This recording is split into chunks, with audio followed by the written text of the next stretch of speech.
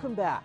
With daylight saving time ending and the clocks falling back, the lack of sunlight in the evening may negatively impact your mental health. Christian Benavides explains. When it ends, Greg Robinson has mixed feelings about turning the clocks back, marking the end of daylight saving time. He likes that extra hour of sleep. When I lose an hour of sunlight at the end of the day after work, I don't like that. Neither does Alberto Parajon. In the wintertime, it gets dark around 5 or 6. I much rather it got dark at 7.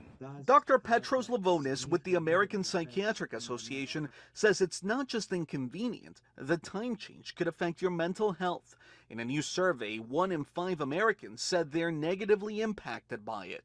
This is a very, very high number of people who actually say that the change in time will give them some depression, some discomfort, some uneasiness. According to the survey, 2/3 of adults say they notice at least one behavioral change, from sleeping more to feeling fatigued or depressed.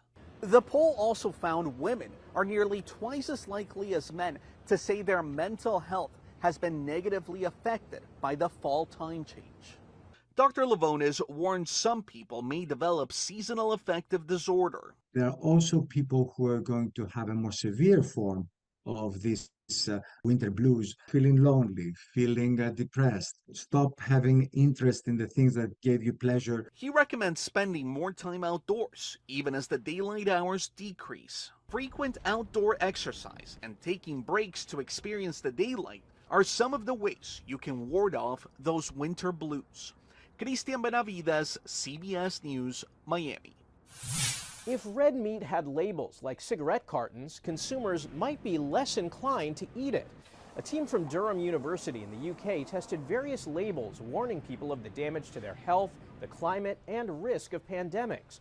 All test labels reduced meat meal selections by as much as 10%, but participants were most in favor of climate warning labels. About 795,000 people suffer a stroke each year, and every second counts when trying to save a life. Morgan Reiner introduces us to a man who hospital employees credit with helping to save hundreds of lives. Joe Nardiello has been a security guard for 40 years. Okay, we're going to check you in over here on the kiosk. His job description doesn't require him to help people fill out their forms in the emergency room, but he wants to start talking to patients right away. Just talking to someone, sometimes you can see that they're trying to communicate with you, but the words aren't coming out, or you're getting slurred type of speech. He starts analyzing a person for signs of a stroke. You might have trouble walking because, you have no feeling on one side. And at least once a week, he catches one. Stroke ER 32. That means the doctor's coming down to do that assessment right away. The stroke patient bypasses what can sometimes be an hours-long wait in the ER. We know that approximately 2 billion neurons die a minute. Stroke coordinator Anna Maija said minutes make all the difference when someone is having a stroke. When I first started here, I just had like a basic understanding. When you see people walk into the emergency room and you watch the medical professionals. He watched, he took the time to learn, and now the ER calls him the stroke whisperer.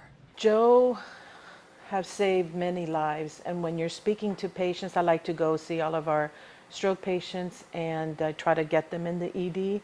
And when they're constantly, you're hearing from different patients, the security guard, he recognized my symptoms.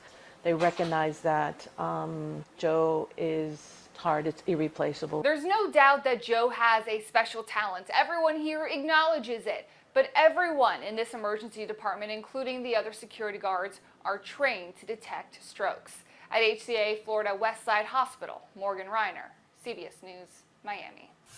After the break, we look at the best and worst foods and snacks to eat now that Halloween is over.